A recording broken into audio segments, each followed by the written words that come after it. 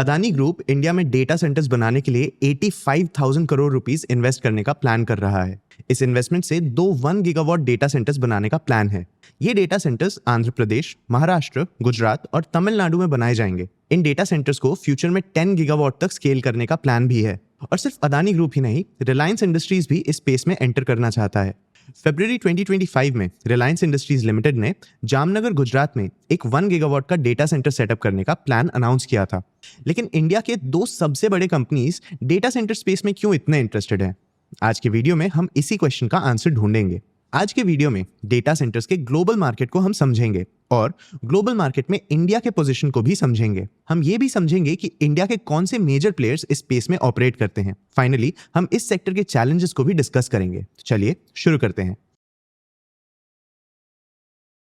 सबसे पहले data centres का ग्लोबल मार्केट समझते हैं। डेटा सेंटर्स होते क्या हैं? देखो, एक डेटा सेंटर एक बिल्डिंग होती है जहां पावरफुल कंप्यूटर्स होते हैं। इन कंप्यूटर्स को सर्वर्स कहते हैं और ये कंटिन्यूअसली डेटा स्टोर और मैनेज करते हैं। ये एक डिजिटल वेयरहाउस के जैसा होता है जहां गेमिंग ऐप से बैंकिंग एप्स और शॉपिंग वेबसाइट से स्ट्रीमिंग वेबसाइट्स, सबका डेटा सेफ रहता है। जब आप पेटीएम ओपन करते हो या नेटफ्लिक्स पे मूवी देखते हो तो वो डेटा किसी डेटा सेंटर से ही आता है। जैसे जैसे दुनिया डिजिटल हो रही है, डेटा सेंटर्स का डिमांड भी बढ़ रहा है। क्लाउड कंप्यूटिंग, एआई और फिनटेक जैसे सेक्टर्स जितना बढ़ेंगे, डेटा सेंटर्स का डिमांड भी उतना ही बढ़ेगा, जो इस सेक्टर को एक लॉन्ग टर्म अपॉर्चुनिटी देता है। 2024 में ग्लोबल डेटा सेंटर का मार्केट साइज $242 बिलियन था। गोल्डमैन सैक्स के एक रिपोर्ट के हिसाब से global data centre market currently 55 gigawatt power use करता है। करंटली डेटा सेंटर मार्केट का 54% क्लाउड कंप्यूटिंग में यूज होता है। फिलहाल एआई डेटा सेंटर यूटिलाइजेशन में सिर्फ 14% कंट्रीब्यूट कर रहा है। बाकी का 32% ट्रेडिशनल बिजनेस फंक्शंस जैसे ईमेल और स्टोरेज के लिए यूज होता है। लेकिन 2027 तक ये कंट्रीब्यूशन चेंज हो सकता है। गोल्डमैन सैक्स के हिसाब से 2027 तक एआई का डेटा सेंटर यूटिलाइजेशन में कंट्रीब्यूशन 27% तक बढ़ सकता है। क्लाउड कंप्यूटिंग का कंट्रीब्यूशन 50% तक गिर सकता है और ट्रेडिशनल बिजनेस फंक्शंस का कंट्रीब्यूशन 23% तक गिर सकता है। 2027 तक डेटा सेंटर्स का पावर कंजम्पशन 84 गीगावाट्स तक पहुंच सकता है। और इस ग्लोबल मार्केट में इंडिया का पोजीशन क्या है? नोमुरा के एक स्टडी के हिसाब से इंडिया के डेटा सेंटर्स का करंट इंस्टॉल कैपेसिटी 960 मेगावाट है। 2030 तक ये कैपेसिटी 9.2 गीगावाट्स तक बढ़ सकता है, मतलब पूरे 9 टाइम्स का ग्रोथ। नोमुरा के एस्टिमेट्स के हिसाब से डेटा सेंटर्स इंडिया के टोटल पावर कंजम्पशन में अभी सिर्फ 0.5% कंट्रीब्यूट करते हैं। 2030 तक ये नंबर 3% तक पहुंच सकता है। अब देखो, ये जो अभी डिजिटल वेव चल रहा है ना, ये डेटा सेंटर्स का तो डिमांड बढ़ा रहे हैं, बट क्या आपको पता है डेटा सेंटर्स किस पे डिपेंड करते हैं? पावर। और इसीलिए इंडिया में मोस्टली कंपनीज कोस्टल एरियाज में डेटा सेंटर्स सेटअप करते हैं। अदानी भी अपने डेटा सेंटर्स को कोस्टल रीजन्स में एस्टैब्लिश करने का ही प्लान कर रहा है। लेकिन ऐसा क्यों?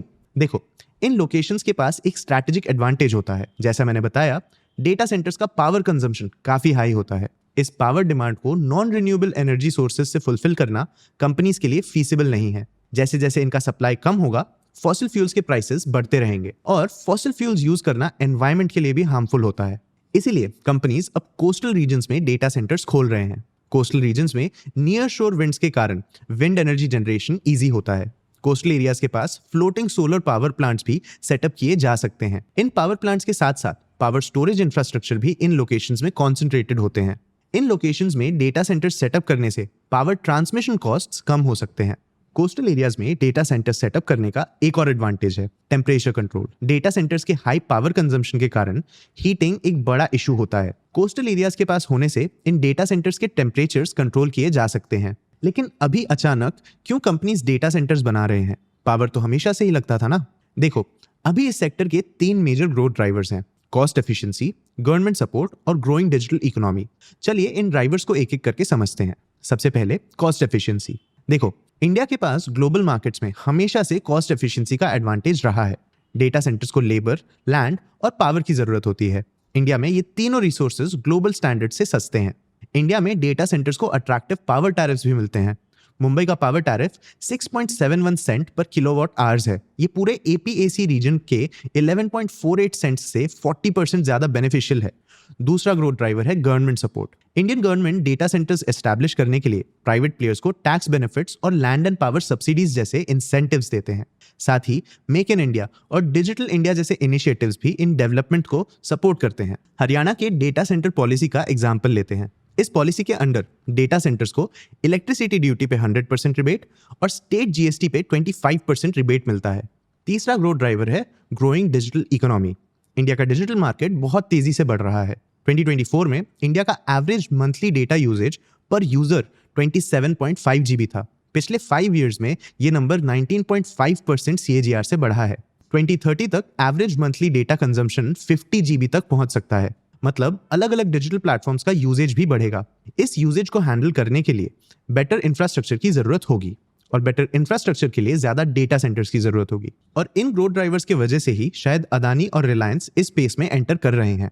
अब इस स्पेस के मेजर प्लेयर्स के ऑपरेशंस को थोड़ा अच्छे से समझते हैं। अदानी ग्रुप की बात करें तो वो तो इस स्पेस में है ही। फरवरी 2021 में अदानी ग्रुप ने एक local data centre operator EdgeConneX के साथ पार्टनर किया था। दोनों एंटिटीज ने अदानी कनेक्ट्स नाम का एक 50-50 जॉइंट वेंचर बनाया। अदानी कनेक्ट्स ने चेन्नई के सिपकॉट आईटी पार्क में चेन्नई वन नाम का एक डेटा सेंटर लॉन्च किया। चेन्नई वन अपने फर्स्ट फेज में 17 मेगावाट का आईटी लोड कैपेसिटी प्रोवाइड करेगा। फ्यूचर में इस डेटा सेंटर को 33 मेगावाट तक स्केल करने का प्लान है। अदानी ग्रुप ने वेस्टर्न महाराष्ट्र में भी डेटा सेंटर इंफ्रास्ट्रक्चर एस्टैब्लिश करने के लिए 50,000 करोड़ रुपीस इन्वेस्ट करने का प्लान किया है। इस स्पेस का दूसरा मेजर प्लेयर है रिलायंस इंडस्ट्रीज लिमिटेड। फरवरी 2021 में इन्होंने जामनगर गुजरात में एक 1 गीगावाट डेटा सेंटर हब बनाने का प्लान अनाउंस किया था। लेकिन इन दोनों प्लेयर्स के अलावा डेटा सेंटर स्पेस में 3 और मेजर प्लेयर्स हैं, STT-GDC, CTRL-S और SciFi। STT-GDC के पास 28 डेटा सेंटर फैसिलिटीज हैं, CTRL-S के पास 15 और SciFi के पास 12।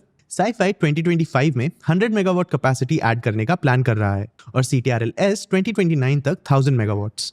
अब डेटा सेंटर्स के इन प्लेयर्स के बारे में सुन के आपको लग रहा होगा कि इस सेक्टर में ग्रोथ पोटेंशियल बहुत है। शायद ऐसा है भी, लेकिन ग्लोबल सिचुएशन काफी अलग है। इंटरनेशनल प्लेयर्स 2 बड़े चैलेंजेस फेस कर रहे हैं, ओवर सप्लाई और मैसिव एनर्जी कंजम्पशन। चलिए इन चैलेंजेस को अब समझते हैं। सबसे पहले ओवर सप्लाई। इंटरेस्टिंगली AI का डेवलपमेंट डेटा सेंटर्स के लिए एक चैलेंज बन रहा है। देखो, AI डेवलपमेंट सिर्फ इस बात पे फोकस नहीं करता कि ChatGPT, DeepSeek और Perplexity जैसे AI मॉडल्स के फीचर्स क्या हैं या ये कौन से टास्क्स परफॉर्म करते हैं। AI में एफिशिएंसी भी एक की ग्रोथ मेट्रिक है, यानी कितने कम रिसोर्सेज यूज करके AI model same task perform कर पाए। रीसेंट AI डेवलपमेंट्स का फोकस AI मॉडल्स के एफिशिएंसी बढ़ाने पे है।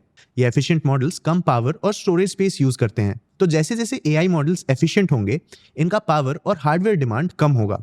इस डिमांड शॉर्टेज के कारण माइक्रोसॉफ्ट ने यूएस और यूरोप में 2 गीगावाट का plan data centre capacity cancel कर दिया। ये डेटा सेंटर्स अगले 6 मंथ्स में डेवलप होने वाले थे। इन अबैंडन प्रोजेक्ट्स को अल्फाबेट यानी गूगल और मेटा टेक ओवर कर रहे हैं। डेटा सेंटर्स का दूसरा चैलेंज है मैसिव एनर्जी कंजम्पशन।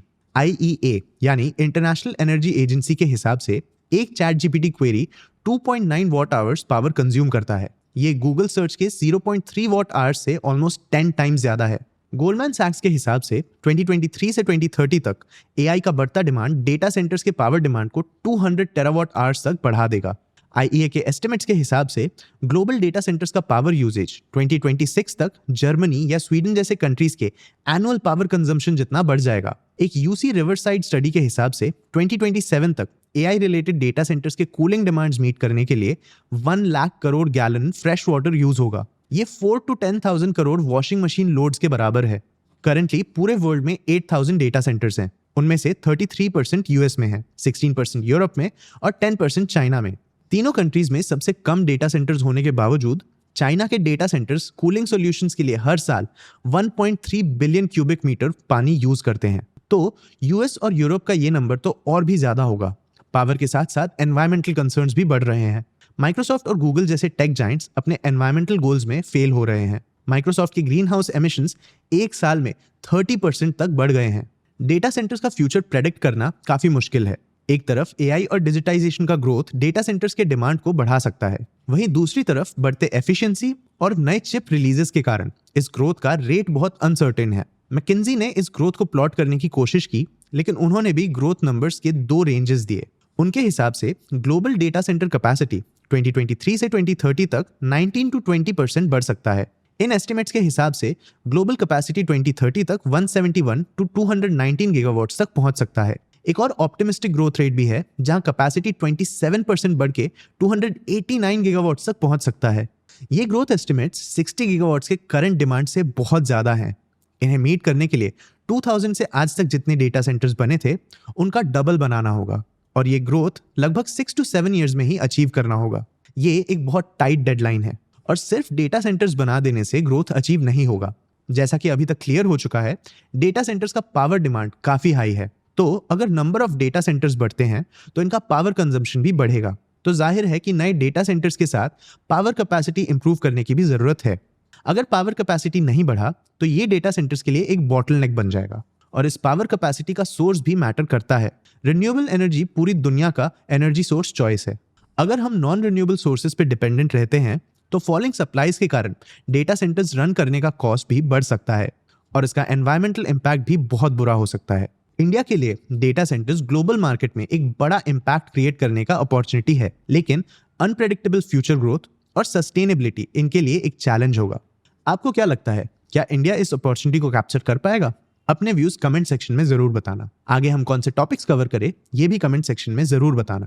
अगर ये वीडियो आपको इन्फॉर्मेटिव लगा तो इसे लाइक और शेयर जरूर करना। ऐसे ही और वीडियोस के लिए चैनल को सब्सक्राइब भी कर लेना। आज के वीडियो के लिए इतना ही। मैं हूं आपका होस्ट देव। मिलते हैं अगले वीडियो में।